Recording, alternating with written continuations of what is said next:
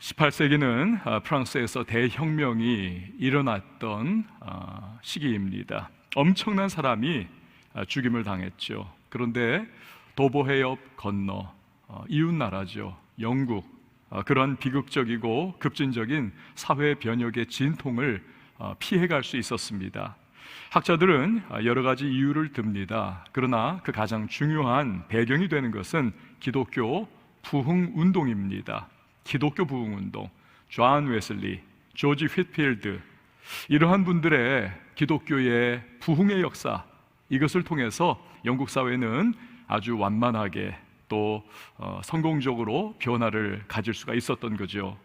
그 한 사람, 조지 휘트필드, 이분의 이야기입니다. 그가 처음에 목사 안수를 받고 첫 번째 설교를 했을 때에 그거 들은 사람들 15명이 미쳤다는 것입니다.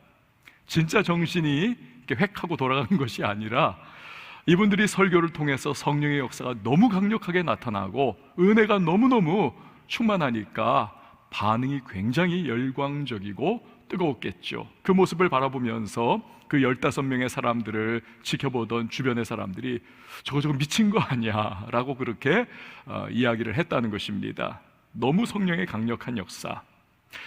이 조지 휘필드 목사님 설교할 때마다 이러한 유사한 일들이 계속 일어나니까 오죽하면 영국의 교회가 이분에게는 교회 목회를 맡기지를 않았다는 겁니다. 야, 이거 이러다가 정말 전부 미친 것처럼 되는 거 아니야 라고 겁이 덜컥 났기 때문에 그랬습니다. 그러자 이 목사님께서는 야외에서 할 수 없이 사람들을 불러 모아가지고 그렇게 설교를 했습니다. 이런 공간, 울림도 좋고 또 딱 이렇게 함께 여유롭게 딱 앉아서 예배할 수 있는 그러한 환경이 아니잖아요. 야외, 시끄럽습니다. 어수선합니다. 그런 곳에서 사람들 앞에 설교를 했는데 그럼에도 불구하고 설교를 듣는 분들이 다 뒤집어집니다. 죄를 회개하고 하나님 앞에 용서를 구하고 정말 눈물을 흘리면서 마음을 찢고 그렇게 주 앞에 고백하면서 말씀 받고 은혜를 누리더라는 겁니다. 큰 소리로 기도하고 심지어는 너무너무 사람들이 막 뜨겁게 진액을 쏟으면서 기도들을 해가지고 그 중에서 막 쓰러지는 사람들이 속출을 했다는 거예요. 그게 다 집으로 병원으로 막 그렇게 데리고 갔다는 겁니다. 억수로 비가 오는 날에는 수만 명이 꼼짝도 안 하고 그 조지 휘필드 목사님의 설교를 그냥 물에 빠진 생쥐처럼 들으면서도 은혜로 너무나 충만하고 가슴 그 심령을 찢으면서 하나님 앞에 회개 자복하는 역사가 그렇게 나타났다는 겁니다. 설교 다 끝난 다음에는 그 밤새도록 장대비 맞으면서도 거기에서 계속 울면서 사람들이 기도를 했다는 거죠. 이러니 이 조지 휘필드 목사님 정말로 그는 미친 사람이었고 그는 또 사람들을 미치게 만드는 것과 같이 그렇게 정말 성령의 충만한 능력의 통로로 쓰임을 받았다는 것입니다. 그러니까 사람들이 계속 오해를 했다는 거예요. 오해를. 여러분, 이처럼 성령의 역사가 강하게 나타나면 그걸 보는 사람들이 때때로 오해할 때가 있습니다. 또 비난할 때도 있습니다. 교회를 보세요. 교회가 뜨겁게 기도합니다. 뜨겁게 예배합니다. 뜨겁게 복음을 전하고 지역사회에 나가가지고 막 그리스도의 복음을 전하면서 주변 사람들에게 예수를 증거하면서 선교적인 마인드를 가지고 그냥장 발발발발 거리면서 그렇게 흩어져 주님 전합니다. 신앙생활의 성도들이 전념을 다합니다. 그 성령을 충만을 체험하지 못한 분들이 그 모습을 바라보고 또 불신자들이 바라보면 저거 도대체 왜 저러냐, 저 미친 거 아니냐 비판을 하는 경우가 있습니다. 심지어는요, 예전에 제가 이제 신학대학원 다녔지 않습니까? 노 교수님이 계셨습니다. 이분이 아주 대단한 학자였는데 그 열혈 신학생들이 신학교 뒷동산에서 막 뜨거워가지고 막 부르짖어서 막 기도하고 막 철야기도하고 막 소리 지르면서 쫙 이러면서 하면 이분이 막 역정을 얼마나 냈는지 몰라요. 하나님이 귀머거리냐? 왜 이렇게 악수구야단들이냐? 이러면서 굉장히 짜증을 냈던 적이 있습니다.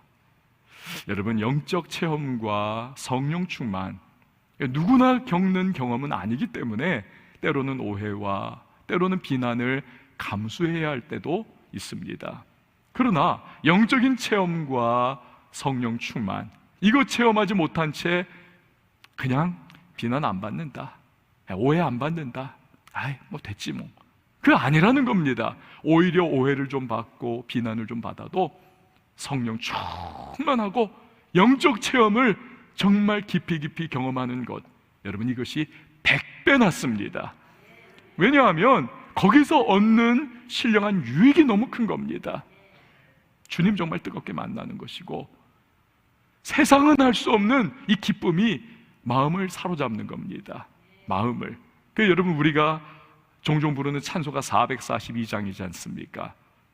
저 장미꽃 위에 있을, 그 후렴에서 뭐라고 합니까? 주가 나와 동행을 하면서 나를 친구 삼으셨네. 우리 서로 받은 그 기쁨은 알 사람이 없도다. 주님과의 뜨거운 신령한 영적 교제 가운데 누리는 그 기쁨, 신령한 기쁨, 이거 체험해보지 못한 사람들, 이거 불신자들은 알 수가 없다는 것입니다. 여러분, 올해 2020년도 우리 교회의 표어가 뭔지 벌써 가물가물하시죠? 코로나에게 시달려가지고 그냥 아무 생각이 이제는 없지 않습니까? 성령 충만한 한 해, 성령 충만한 성도입니다. 여러분, 한 달 남았어요. 아직. 지금이라도 여러분 정말 집중력 있게 주님을 사모하고 집중력 있게 주여 은혜를 베풀어 달라고, 성령이여 내 마음과 심령에 기름 부어 달라고 여러분 간구하고 기도함을 통해서 우리 모든 왕성의 성도님들과 우리 온 교회가 정말 성령의 기쁨과 충만한 그 신령한 영적 체험, 우리가 누리는 교회와 성도님들이 다 되실 수 있기를 바랍니다. 이 땅에 계실 때 우리 예수님께서도요 많은 오해 받으셨습니다. 오늘 본문 말씀을 보면 그분이 받으신 오해와 비판이 무엇인가 이 소개를 해주고 있어요. 우리 한번 20절과 21절 말씀을 같이 읽어보도록 하겠습니다. 시작. 집에 들어가시니 무리가 다시 모임으로 식사할 겨를도 없는지라 예수의 친족들이 듣고 그를 붙들러 나오니 이는 그가 미쳤다 하밀러라. 아멘. 아마도 가버나움이죠. 가버나움에 주로 베드로와 안드레이의 집에 예수님 그렇게 자주 들락날락하셨습니다. 그날도 지금 그 집에 계셨겠죠. 식사를 하셔야 하는데 사람들이 워낙 그냥 밀려 들어오니까 식사도 못 하시고 말씀을 전하시는 겁니다. 그런데 모친 마리아와 동생들이 예수님 여기 계시다는 소문을 듣고는 와가지고 붙들어 가려고 찾아왔다는 겁니다. 여기서 붙들다라고 하는 헬라어 단어는 체포하다, 범죄자를 체포하다라고 하는 뜻과 같은 겁니다. 체포하다. 이 이유가 무엇일까요? 예수님은 여러분 지금 이 정황을 살펴보건대 신학자들은 이야기하기를 마리아의 남편인 요셉은 이미 일찍 세상을 떴을 것이다. 이름이 안 나오지 않습니까? 그러니 예수님께서 맏아들이시잖아요. 가장 역할을 해야 하는 겁니다. 맏형입니다. 그런데 그런 예수님께서 어느덧 호련히 집을 떠나가셨습니다. 복음을 전한다고. 그건 괜찮아요. 어쨌든 좋은 일 하는 거니까. 그런데 예수님 주변에 따라다니는 제자들이라는 사람들 꼴을 보세요. 다 그 시대에 정말 아무것도 없는 하층민 중에 하층민들, 불황무식한 어부들입니다. 또 그 옆에 쫄랑쫄랑 따라다니는 인간은 매국노 노릇하던 세리가 아닙니까? 이런 가장 무식하고 못나고 정말 사람들에게 손가락질 받던 그러한 부류를 줄줄줄 끌고 다니는 그 모습을 보니 한심한 거지요. 그렇게 보면 그런 겁니다. 또 거기까지는 괜찮다고 생각해 보세요. 그러나 예수님께서 말씀 전하시는 내용이라든지 아주 급진적이잖아요. 그 당시에 보면 예수님께서 정말 행하시는 기적과 같은 일들을 이렇게 가만히 그 시대의 종교적인 집단, 그 산헤드린 공의회 사람들과 제사장 그룹의 시각으로 바라보면 이것은요 너무나 신성모독적으로 비춰질 수도 있었던 거예요. 그들의 입장에서는. 그들은 그저 자기들의 시각으로만 바라보니까 이 예수님에 대하여 이건 신성모독이다, 이건 우리가 용납할 수 없다라고 사사건건 그들과 부딪히는 그러한 예수님의 현실적인 모습들. 그러니까 예수님 출신이 어딘지, 예수님의 집안 사정이 어떤지를 아는 그러한 사람들로서는 야, 저거 미친 거 아니야, 저거 정신이 어떻게 돼서 저렇게 돌아다니는 거 아니야, 그렇게 이야기가 수군수군 될 수가 있는 겁니다. 그러던 차에 예수님이 어디 계신지 들려온 거예요. 거기 계신다. 그러니 야, 저렇게 놔뒀다가는 우리 형이, 우리 아들이 이거 무언가 큰일 나겠구나, 잡으러 간 겁니다. 집에 데리고 간다고. 근데 그들만 예수님을 오해한 것이 아니라는 거죠. 훨씬 더 심각한 오해와 비난을 했던 사람들이 있죠. 22절 말씀을 보시기를 바랍니다. 예루살렘에서 내려온 서기관들은 그가 바알세불을 지폈다 하며 또 귀신의 왕을 힘입어 귀신을 쫓아낸다 하니. 당시에 예수님께서 병 얼마나 많이 고치셨습니까? 얼마나 많이 귀신을 축출해 내셨습니까? 근데 귀신이 쫓겨나갈 때 여러분 고이 그렇게 나가나요? 여기서 여러분 옛날 언젠가 귀신 쫓겨나가는 거, 그런 거 같이 또 했던 분들도 계시고 또 구경했던 분들도 계시잖아요. 귀신 쫓겨나갈 때 여러분 죽이고 도적질하고 멸망시키기 위해서 그 사람 속에 들어가서 그렇게 그 사람을 그냥 끌어내리고 인격 다 파탄내고 그렇게 악독한 짓을 하던 그 귀신인데, 이 예수님의 능력에 의하여 쫓겨나가니까 가만히 나가기가 억울한 겁니다. 발악을 하니까 이 사람이 귀신 쫓겨나갈 때 막 개거품을 막 질질질 흘리죠. 발작이 일어나죠. 막 발광이 일어나는 겁니다.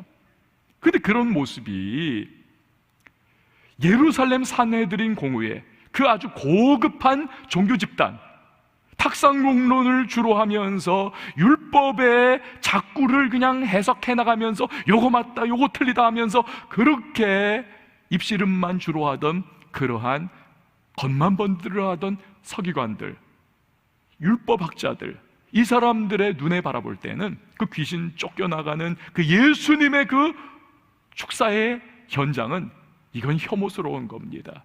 이건 너무나 더러워 보이는 겁니다. 그러니까 그 일을 행하시는 예수님을 이끌어서 바알세불이다. 이 바알세불이라는 말은요, 파리의 대왕이라고 하는 의미입니다. 파리의 대왕, 더럽다는 거예요. 이 바알세불은 또한 마귀라고 하는 것을, 이걸 상징하는 것입니다. 구약시대로 가면 마귀예요.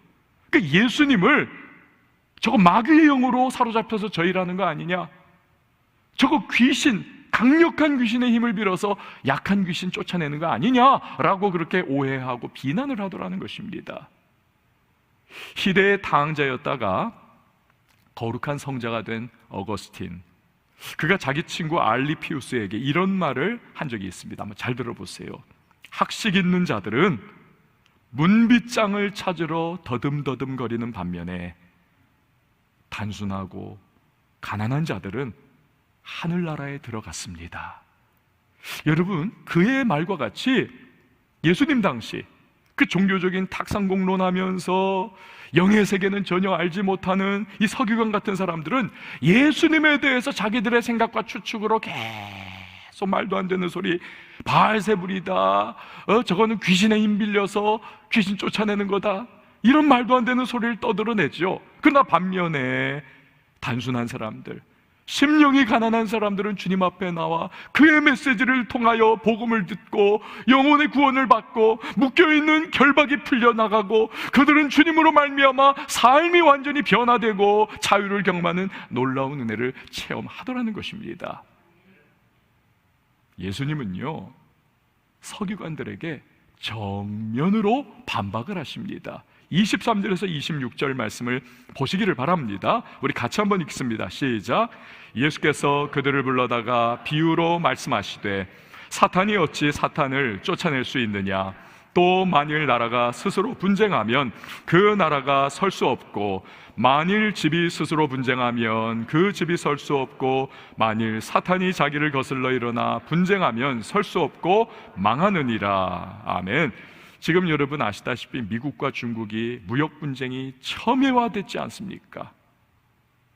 이거 지금 막 그냥 엄청나잖아요. 그런데 사실 그 이면을 보면 이건 무역 분쟁의 차원이 아니라 패권 경쟁입니다.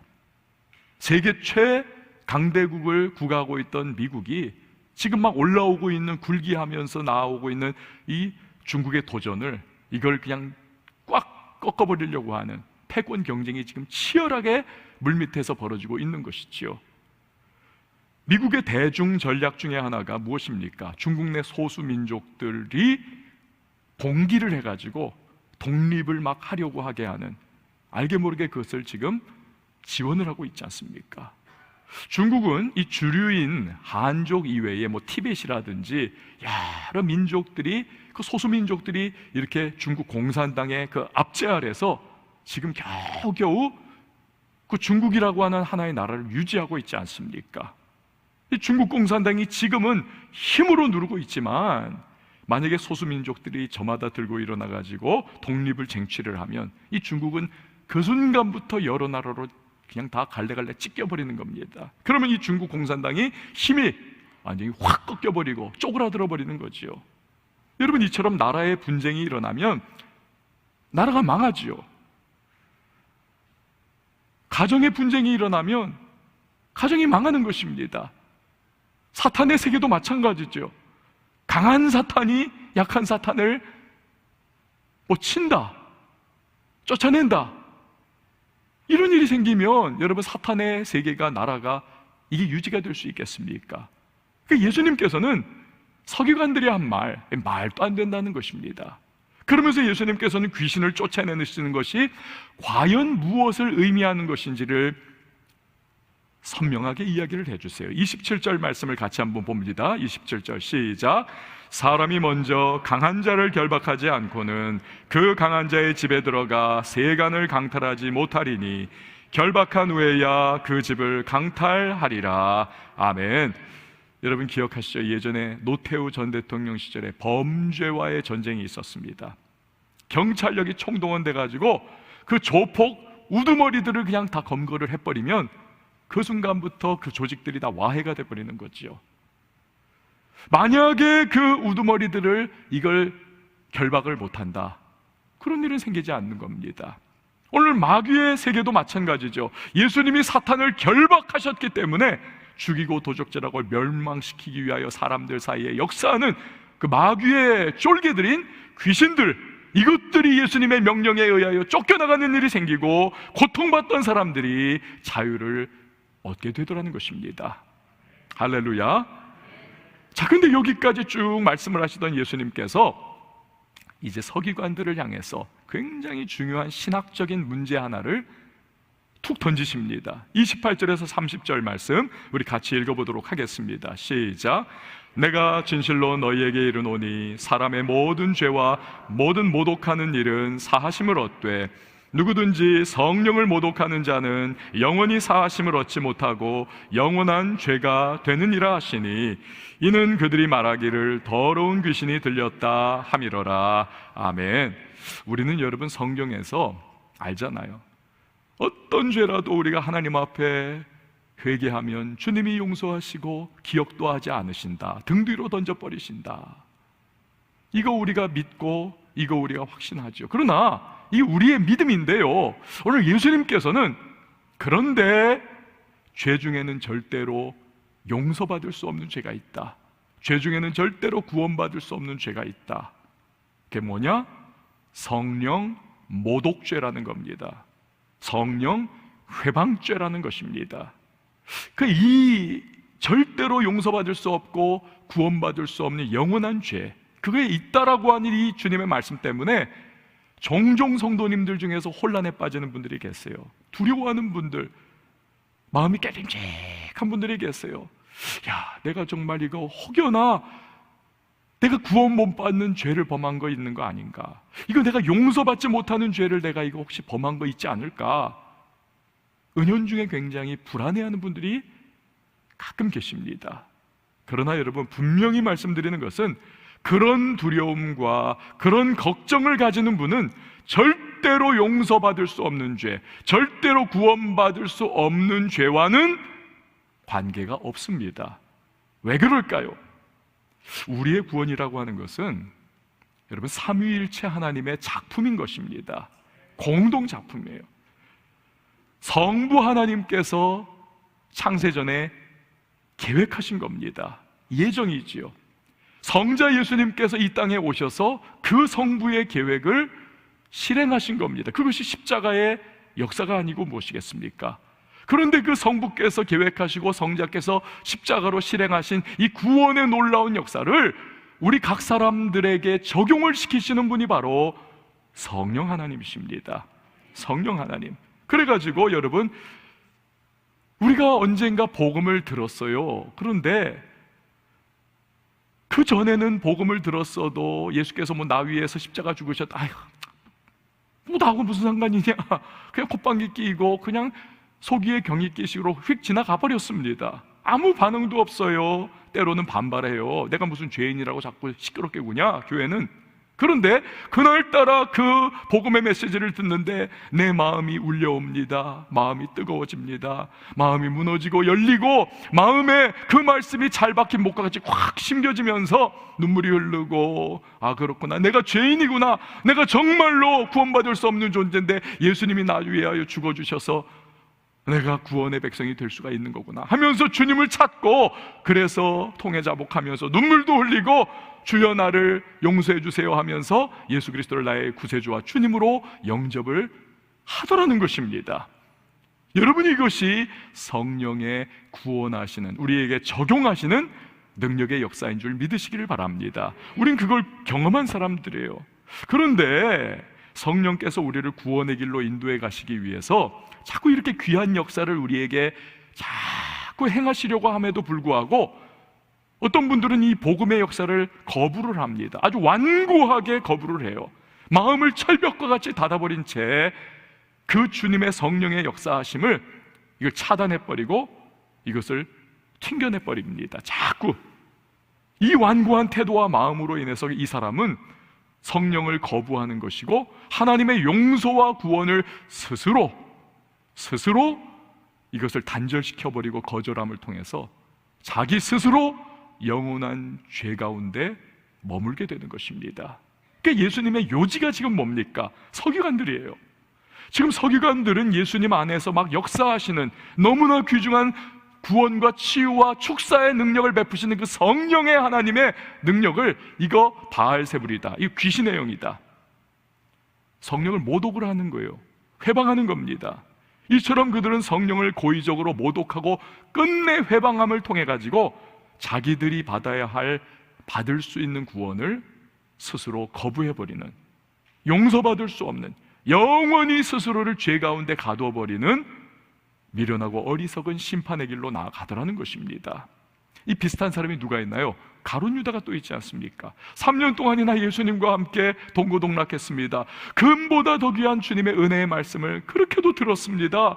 다른 제자들은 다 은혜 많이 받았는데 이 인간은 정치적 메시아만을 지금 생각하고 있는 겁니다. 안 맞으니까 결국에는 예수님 팔아넘기고는 나중에 찔리죠. 마음이, 내가 내 스승을 팔았구나. 이게 성령께서 그 마음에 터치를 주시는 건데 그럼 회개했어야죠. 베드로 보십시오. 예수님 3번이나 부인하고 마지막에는 저주까지 하면서 나 예수님 모른다라고 부인했는데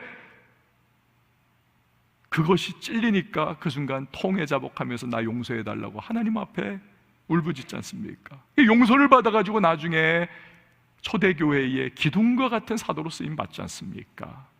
그런데 이 가룟 유다는 그렇지 않더라는 겁니다. 찔림 받지만 그걸 회개로 받아들이면서 하나님 앞에 나아가지 않고 그걸 걷어 팽개쳐버리고는 스스로 자결을 해버립니다. 그러니까 이 사람 어떻습니까? 그 구원의 복음, 그 회개의 복음에 대하여 튕겨내버리고 스스로를 영원한 죄와 저주와 심판의 자식이 되도록 그렇게 묶어놓고 있는 겁니다. 바로 그거예요. 얼마나 비참한 일입니까? 영국의 옥스퍼드 대학 학장이었고 청교도의 황태자라고 불리웠던 존 오웬이라고 하는 목사님이 있습니다. 이 존 오웬 목사님이 이런 말을 남겼어요. 한번 잘 보세요. 그리스도는 거룩함을 위한 은혜의 자원인 십자가와 성령을 우리에게 선물하셨다.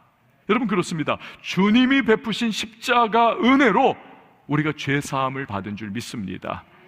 그리고 성령께서는 우리의 마음을 열어서 복음을 받게 하시고, 성령께서는 우리로 믿음을 갖게 하시고, 성령께서는 우리로 복음을 따라 살 힘을 더하여 주셔서 거룩한 하나님의 백성이 되도록 우리를 이끌어 가셔 주신 것입니다. 이렇게 귀한 분이 성령님이세요. 이렇게 귀한 분이. 미국의 어느 병원에서 있었던 일입니다. 평생을 신앙으로, 권사님 같은 그런 분들이죠. 정말 신앙으로 잘 주님 섬기면서 살던 어머니가 이제 병원에서 임종을 앞두고 있습니다. 네 아들이 그 침상에 삥 둘러서 가지고 엄마 이제 돌아가시는, 거기에 그렇게 눈물을 흘리고 있는 거예요. 근데 이 어머니가 이제 숨이 넘어가기 전에 마지막 힘을 다 쥐어짜가지고 첫째 아들부터 넷째 아들까지 얼굴을 하나하나 보면서 이제 인사를 하는 거예요. 첫째 아들에게, 둘째 아들에게, 그리고 셋째 아들에게는 굿나잇, 잘 자라. 이건 뭡니까? 다시 보자는 거예요. 굿나잇, 내일 다시 보자, 눈 뜨면 보자. 근데 넷째 아들에게는 굿바이, 잘 있어라, 안녕, 그렇게 인사를 하고 끝내버립니다. 그래서 이제 이 넷째 막내 아들이 이게 충격을 받았어요. 상처를 받았어요. 엄마, 왜 형들한테는 다 굿나잇이라고 하고 왜 나한테만 굿바이라고 해? 나한테도 굿바이라고 해야 되는 거 아니야? 굿나잇이라고 해야 되는 거 아니야? 엄마가 눈물을 이렇게 쭉 돌아가시기 바로 직전 엄마가 흘리면서 말하기를, 아들아, 너 형들은 전부 다 예수님 믿고 신앙생활하면서 언젠가는 나와 함께 천국에서 다시 만나기 때문에 내가 굿나잇, 눈 뜨고 다시 보자 얘기했지만 너는 예수님 안 믿잖아. 그래서 지금 이제 마지막으로 너를 보는 거야. 그래서 너에게는 내가 굿바이라고 할 수밖에 없어. 그러면서 눈물을 흘리는 거예요, 돌아가시는 어머니가. 그리고 이 아들도 눈물이 그때 터져 나오는 거죠. 이 돌아가시기 직전에 어머니의 그 말은 진리가 아닙니까? 그러니까 마음이 무너진 거예요. 엄마, 나도 예수님 믿을게. 나도 예수님 영접할게. 나에게도 굿나잇이라고 해줘. 그러자 엄마가 미소와 함께 기쁨의 눈물을 한 줄기 흘리면서, 그래 내 막내 아들아, 굿나잇, 또다시 보자. 그리고는 임종하셨다는 거예요. 여러분, 어머니의 마지막 순간에도 역사를 해주셔서 구원의 놀라운 일을 일으키신 좋으신 분이 바로 성령 하나님이십니다. 얼마나 귀합니까? 성령께서 이렇게 좋으신 분이기 때문에 우리는 성령님을 늘 우리 마음에 모셔드려야 하고, 그분께 감사해야 하고, 구원과 믿음의 길을 열어주셨음에, 복음을 받게 하셨음에 감사해야 하고, 우리의 대소사의 정말 결정과 선택의 순간순간 내 생각과 내 판단으로는 이게 안 돼요. 뭐가 정말 제대로인지 앞으로 할 수 없는 우리 있기 때문에, 경험도 부족하고 지혜도 부족해서 우리는 하나님의 지혜를 구하며 성령님께 기도를 해야만 하는 겁니다. 어렵고 힘든 이 코로나와 같은 이런 상황, 정말 코로나 불로 우울증이 막 생기고 너무 힘들고, 도대체 이게 언제 앞으로 어떻게 될 것인가, 너무너무 답답한 이 현실 속에서도 내 마음을 좀 일으켜달라고 우리는 때를 따라 돕는 그분의 은혜를 구하며 기도를 해야만 하는 것입니다.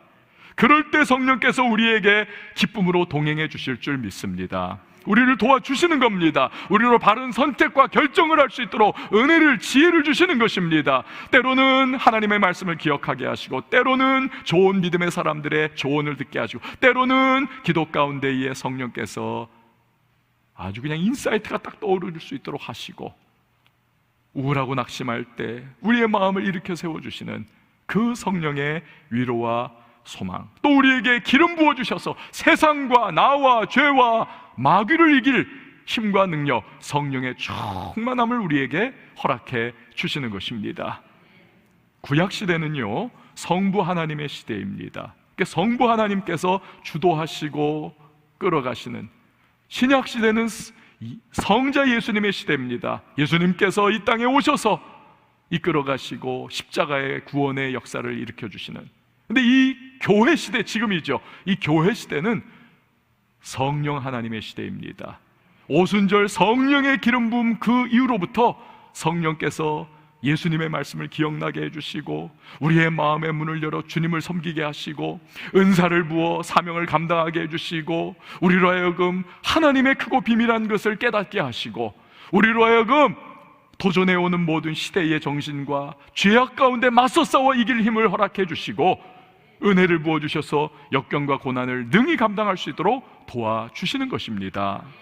제가 이 설교를 준비하면서 몇몇 교육자분들에게 성령의 감화 감동으로 말미암아 회개하고 예수 믿게 된 이야기를 좀 알려주세요. 그랬더니 어느 교육자분이 가수 차도균 씨의 이야기를 알려줬습니다. 차도균 씨, 좀 연세가 좀 작은 분들은 잘 모를 거예요.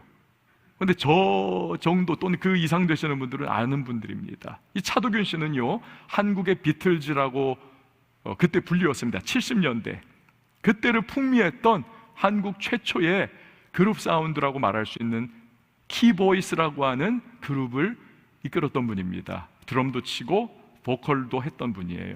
거기에 윤항기 목사님이 함께 했었습니다. 이분들이 불렀던 우리 잘하는 노래, 잘 아시는지 모르겠지만 별이 쏟아지는 해변으로 가요.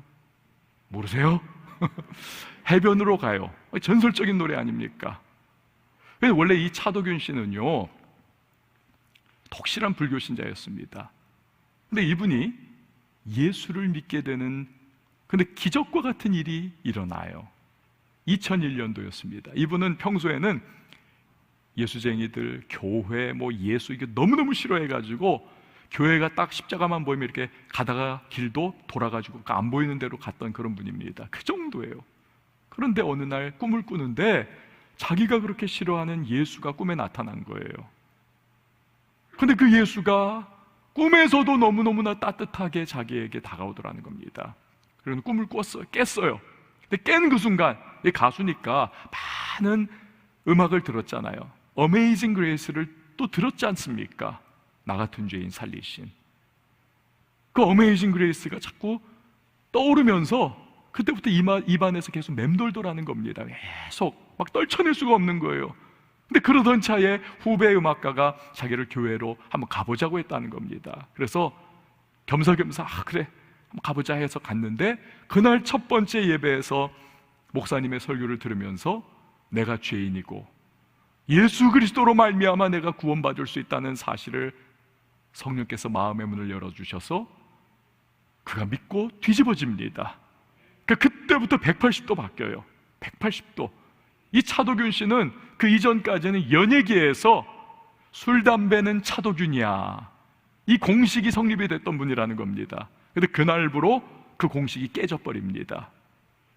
이분 예배에 성경 공부에 전심으로 출석하고 예배에 올 때마다 30분 전에 와가지고 앉아서 기도하고 막 기도하고 그 기도쟁이로 소문이 나게 되더래요. 나중에는 성경 구절을 1000개를 외웠습니다. 입만 딱 열면 줄줄줄 나오게. 완전히 사람이 뒤집어진 거죠. 그런데 가장 큰 변화는 음악에 있었습니다.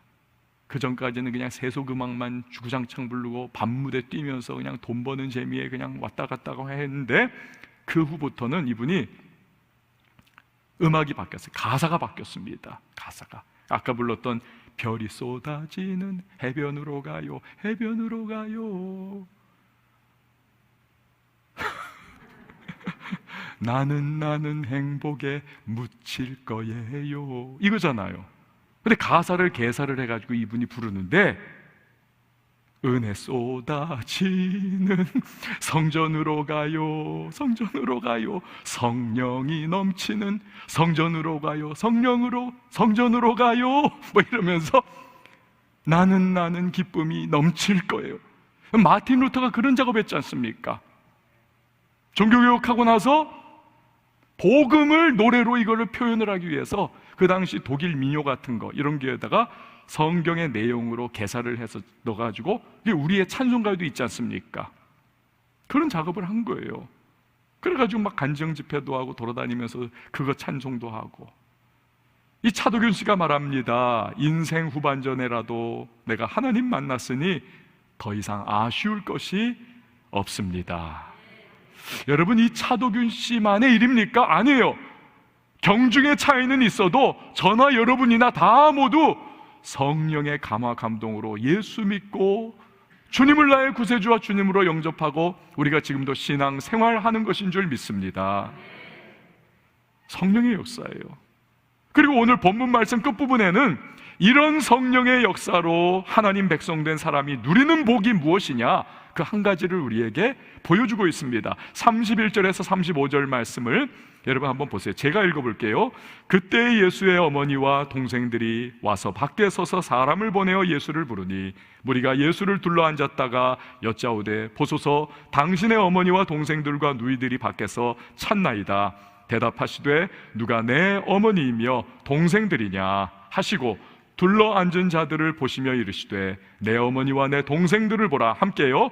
누구든지 하나님의 뜻대로 행하는 자가 내 형제요 자매요 어머니이니라. 아멘. 자, 성령의 역사로 인하여 주님께 나아간 사람, 구원의 백성에 누리는 사람, 그 복이 무엇입니까? 예수 그리스도의 식구가 되는 복입니다. 예수님이 나의 식구입니다. 여러분, 에베소서 2장 19절도 같은 말씀 아닙니까? 그러므로 이제부터 너희는 외인이 아니요 나그네도 아니요 오직 성도들과 동일한 시민이요 하나님의 뭐라고요? 권속이라. 하나님의 권속이라. Member of God's household. 하나님의 가정의 멤버가 됐다는 겁니다. 우리가 하나님의 가정의 권속이다. 여러분, 저를 한번 따라해 주세요. 나는 하나님 집의 권속입니다. 나는 예수님의 식구입니다. 할렐루야. 그렇습니다. 여러분, 얼마나 영광스럽습니까? 이것이 성령의 은혜 가운데 마음이 열려 예수 그리스도를 나의 주님으로 모신 사람이 누리는 복이라는 것입니다. 이처럼 내 마음의 문을 열어 복음을 받게 하시고 깨닫게 하시고 믿는 자 되게 하신 분이 바로 성령님이세요. 이렇게 귀하신 성령님, 이분과 날마다 우리가 동행하는 삶을 살아가야 하지 않겠습니까? 어려우면 어려운 이런 때일수록 더더욱 성령님 의지하고 그분이 주시는 힘과 능력을 따라서 우리가 으쌰으쌰 인생길 달려나가는 주의 사람 되어서 다가오는 많은 어려움과 곤고함 속에서도 돌파해 나가고 역경을 극복해 나가고 죄의 사슬을 끊어버리고 마귀의 도전을 돌파해 나가면서 우리가 주님 안에서 승리하는 백성으로 살아가고 또 주께서 때를 따라 돕는 은혜와 위로 가운데 우리 그렇게 매일의 삶 속에 힘있게 전진해 나가야 하지 않겠습니까? 그걸 구해야 하지요. 사랑하는 여러분, 성령님을 늘 인정하시기를 바랍니다. 그분께 감사하시기를 바랍니다. 내 마음에 충만하게 임해 주시기를 기도하시기를 바랍니다. 그리고 그분을 매 순간 의지하십시오. 그럴 때 그분이 우리와 동행해 주시고 날마다의 인생 발걸음 속에 가장 풍성한 은혜로서 우리의 길을 이끌어 주실 줄 믿으시기를 바랍니다. 우리 시간에 함께 찬양하실 텐데요. 여러분, 우리는 약합니다. 우리는 부족해요. 그러나 넘어지기도 하지만 예수 안에서 우리는 안전합니다. 그 성령께서 베푸시는 은혜 가운데 우리는 평강을 누릴 수가 있습니다. 오늘 이 찬양을 우리가 함께 부르시면서 기도할 때 그거 고백하도록 하겠습니다. 내 아버지 그 품 안에서, 내 아버지 그 품 안에서 내 영혼은 안전합니다. 주 손길로 내 삶을 안으시니 그 평강이 나를 덮습니다. 다시 한번요. 내 아버지 그 품 안에서 내 내 영혼은 안전합니다. 아멘. 지속길로 내 삶을 안으시니 그 평강이 나를 덮습니다. 난 비록 넘어지며 흔들리지만 주 내 안에 거하며 나를 붙드시니 내 생각을 주께로 돌리고 주시는 평강의 옷을 입습니다. 주 약속 안에서 내 영혼 평안해. 내 뜻보다 크신 주님에게 왜 나실래. 두려움 다 내려놓고 주님만 의지해. 주 안에서 내 영혼 안전합니다. 내 아버지 그 품 안에서